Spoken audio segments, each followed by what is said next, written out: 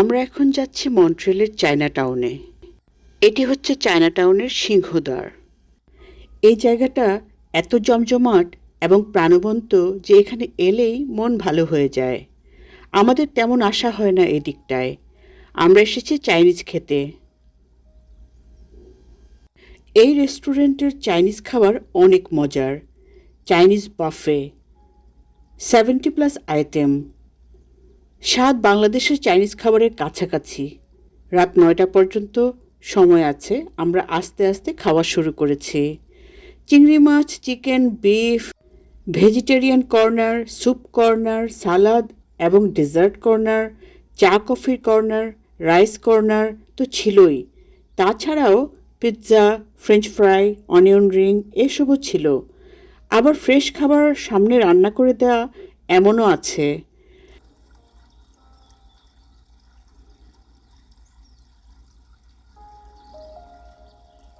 খাওয়া শেষ করেছি। এবার হেঁটে হেঁটে চায়না টাউনটা দেখছি।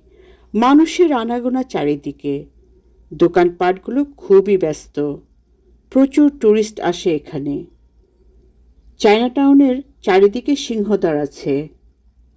গেটের দুপাশে দুটো শ্বেতপাথরের সিংহের মূর্তি আছে। এই সীমানা পর্যন্ত তাদের চায়না টাউন। তাদের নিজস্ব স্টাইলের দোকানপাট, রেস্টুরেন্ট, পোশাকের দোকান, ব্যাংক, ফার্মেসি, হাসপাতাল, কাঁচা বাজার, পাকা বাজার, সিনেমা হল সব আছে এখানে।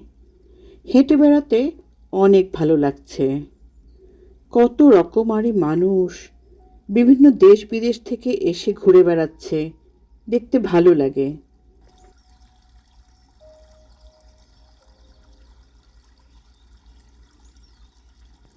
বড় বড় নামি দামি হোটেল, মিউজিয়ামও আছে এখানে।